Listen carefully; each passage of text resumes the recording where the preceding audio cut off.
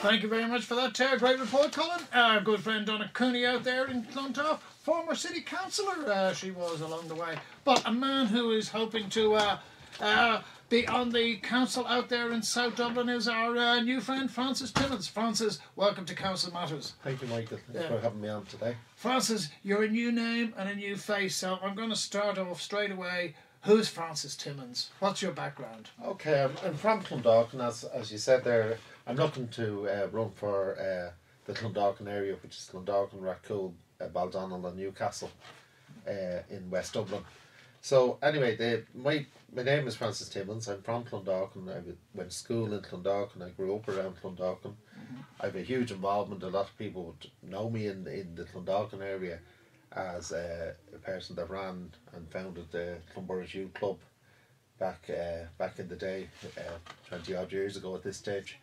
I have a huge involvement in the local area. I'm involved in a lot of things, so hopefully today I'll get a chance to talk to you about some of them. Sure. So basically, I've been known as somebody that's very much in favour of social justice and for people that are the more vulnerable people in society. I've 20 odd years experience working with disability, the probation service and the homeless services. Sure. Yeah. So basically that's my background in a nutshell. Can I ask you, Francis, because Clondalkin, I'm a different generation to you, and Clondalkin to me was one of those areas out there. It mainly fields. There wasn't a lot of housing. How would you characterise it? I mean, how would you characterise the demographic? Is it mainly homeowners, mortgage holders and things like that? Or would it be, like what I'm more familiar with, council house, working class areas on the north side? How do you see it as There's an area? a mix of both. There is a lot of working class. When I grew up in Clondalkin, it was very much a village. Clondalkin village was out. There was very little shops and that around. Now it's same with Tala. Now there's over there's 45,000 people living in Clondalkin, over 45,000. So it's a huge area. We have the apartments, we've the suburban life, we've a big shopping centre, we've a thriving business. It's a busy village. It's not the small little village it was years ago.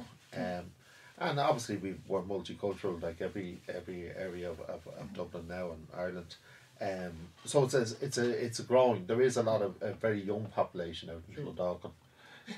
One of the mistakes, I mean, if you like, when they started doing clearing people, or shall we say, relocating people from the inner cities, the first place that people were moved to were Ballyfermot.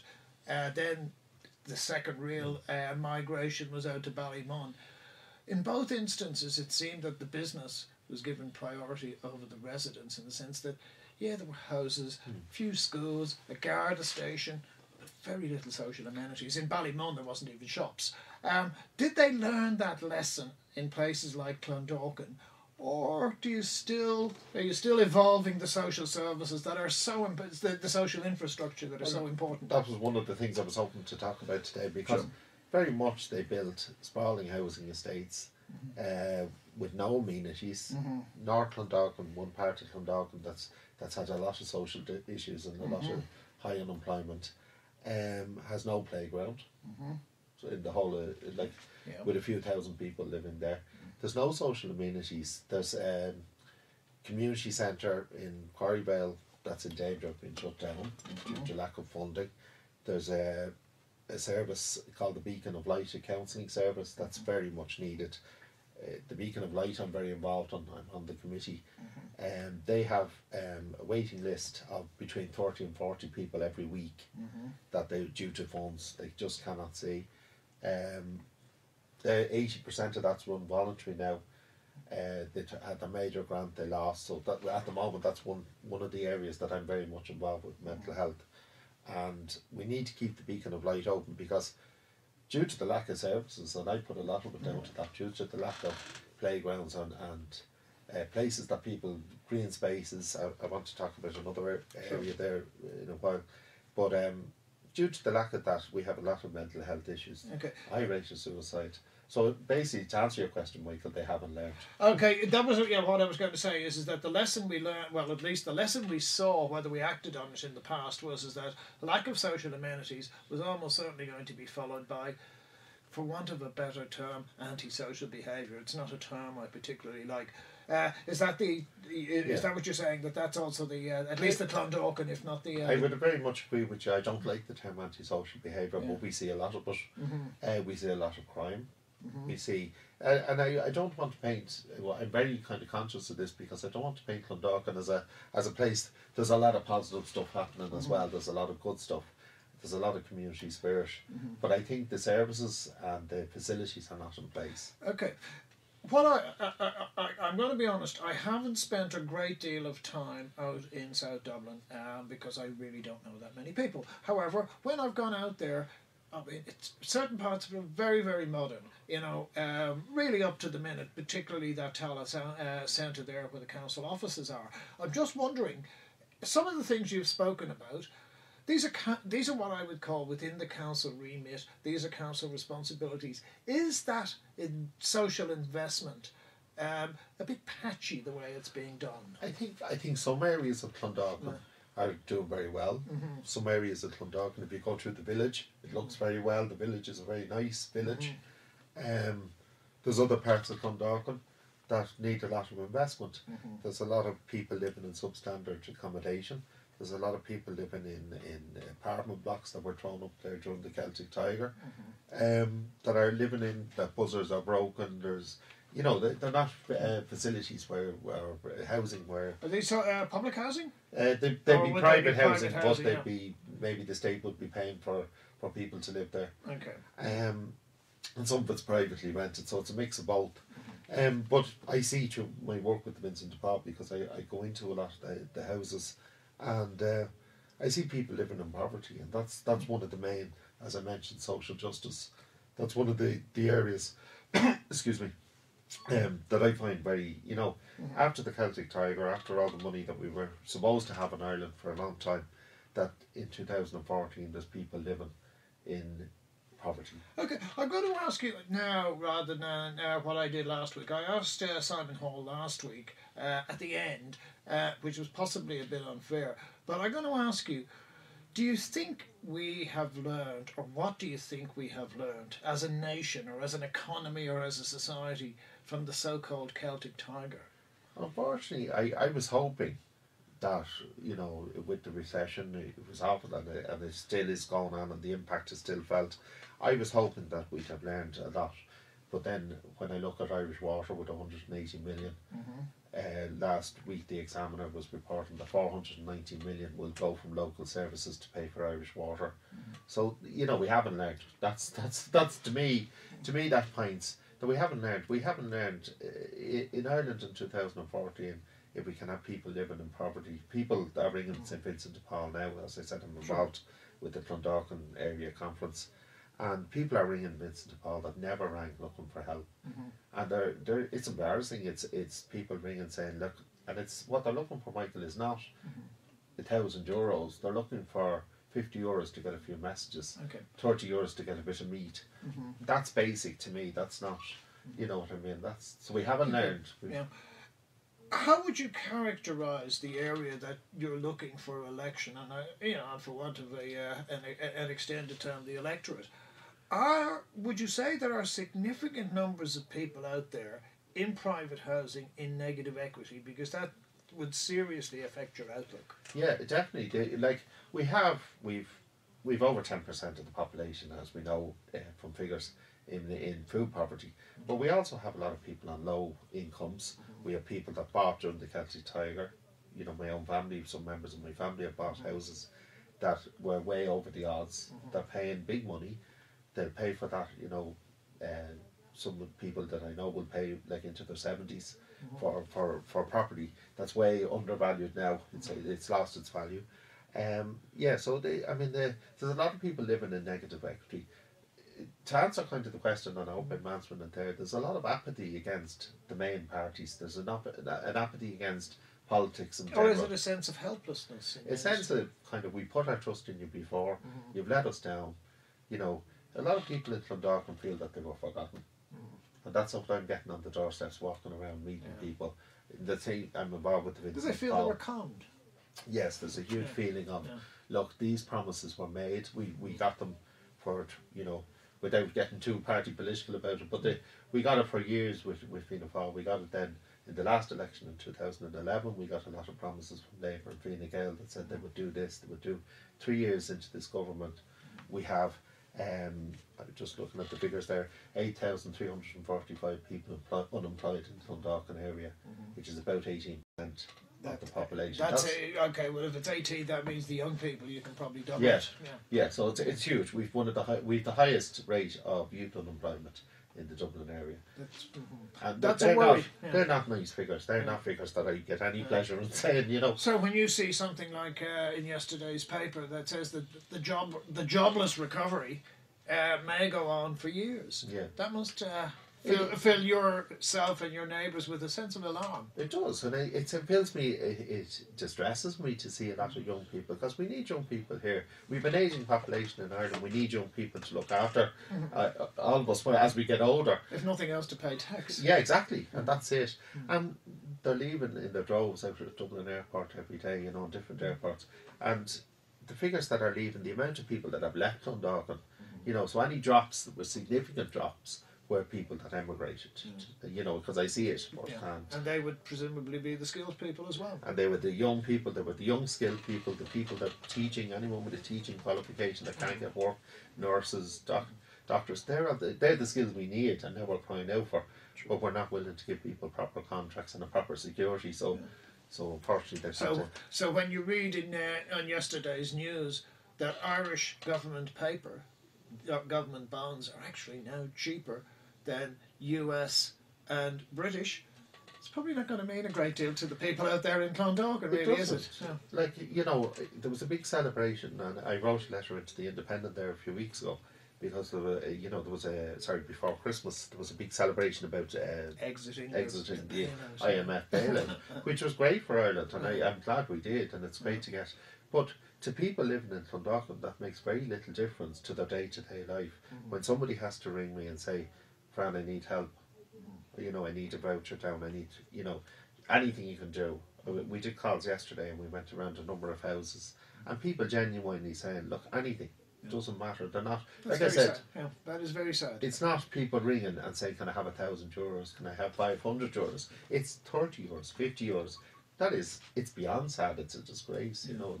That's why I don't know if you've seen the movie 12 Years a Slave. I haven't seen it. It's an interesting one, but if you take the violence out of it, he probably got the better deal, because I've been calling it 12 years in negative equity. Most people will dream of being in negative equity for 12 years. Yeah. And that's the sad reality. Yeah. Moving along, Francis, I mean, there are certain things you've talked about that are within the council remit. There are others, like the economy, that are really the remit of central government. What are the issues you would like to highlight when you go before the electorate of Clondalkin?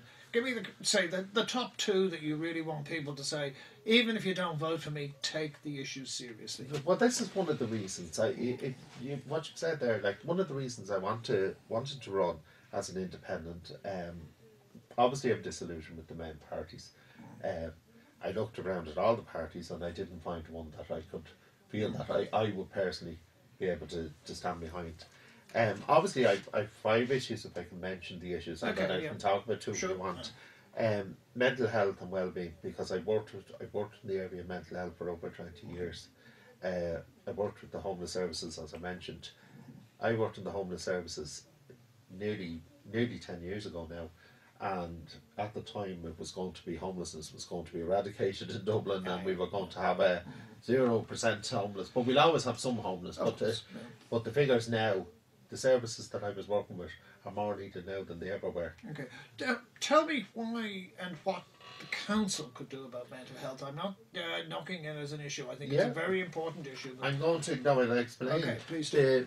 Well, one of the areas, and again, it's a local election, so it's local issues. The beacon of light that I spoke to is in Collinstown, Grove out in Clondalkin.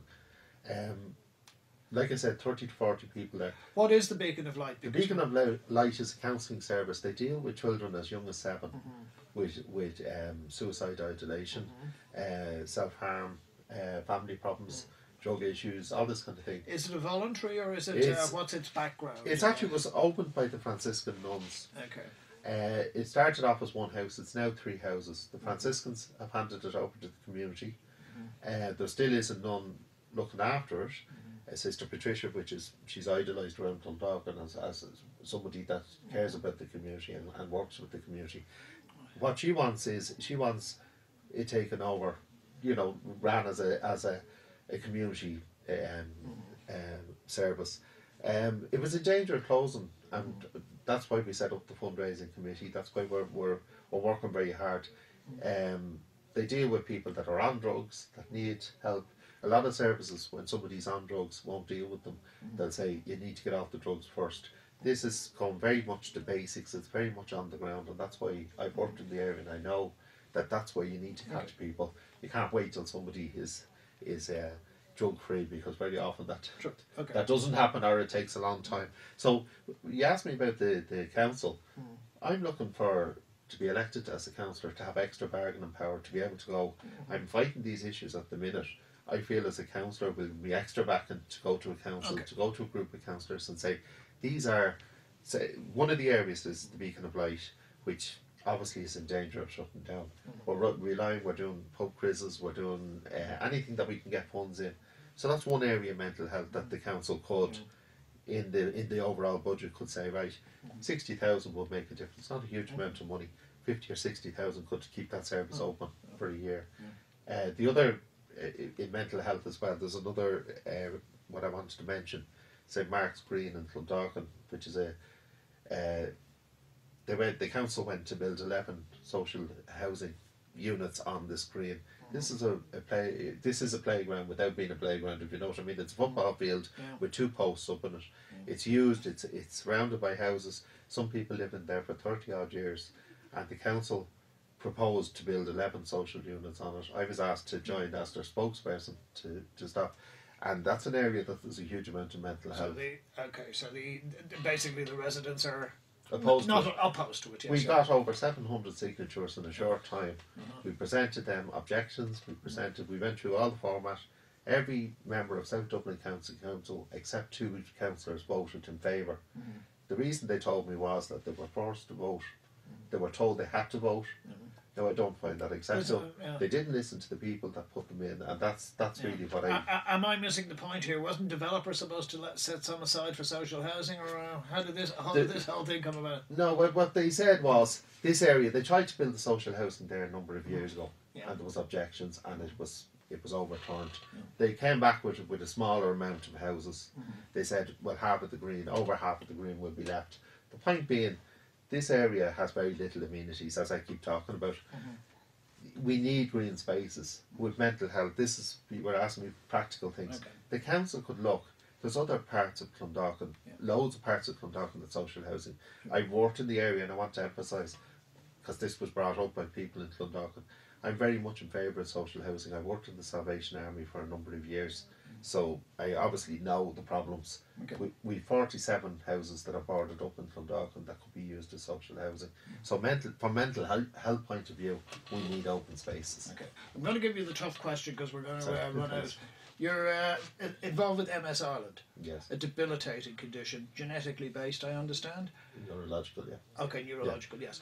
Many people would say, if you've got this, medical marijuana offers some form of relief. Where do you come down on that debate? I do. I support it, yes. And I know people that can get comfort and get support. And I know people, and genuinely, I know it's easy to look. And again, I've worked in the area of addiction. Sure. So I've seen the other side of addiction that is very, has devastated families, and a huge amount of people in Clondalkin devastated.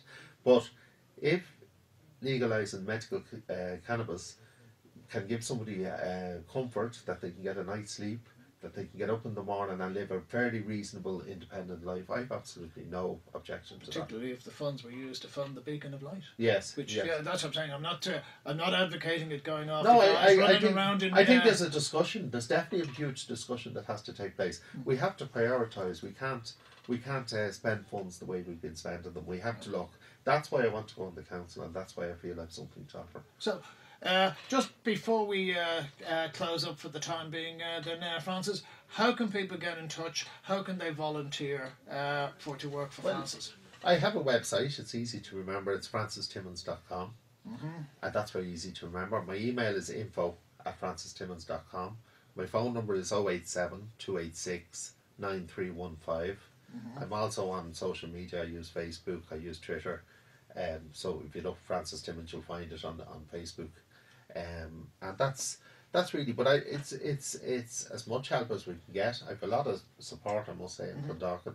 It's an extended constituency now, isn't it? It's gone from 6 to 8, I believe. Yeah, there's 8 seats now. There was 6, and there's 8 due to the population growth. Sure, and there's no independents at present. There's no independents that we know running other than yourself. At the minute, I'm not aware of any other independents. So, an independent voice, a new face, a new name, with new ideas out there in Clondalkin. Well, Francis, all I could say is best of luck. It's going to be a very interesting election, and who knows? This time, in a couple of years' time, you may be running for directly elected Lord Mayor. So, Francis, that's all I can say is it's been terrific having you as a guest today, and we wish you the very best of luck. Thank you. So that looks as though that's about it for Council Matters for this week. That was our guest FrancisTimmons. Francis is going to be running as an independent out there in Clondalkin. I'm Mick Fitz. I wanted to thank Colin for introducing that great piece, and we also wanted to thank Donna Cooney for telling us all about chasing ice with Duncan Stewart out there in Clontarf, or Howth Road, in a week's time.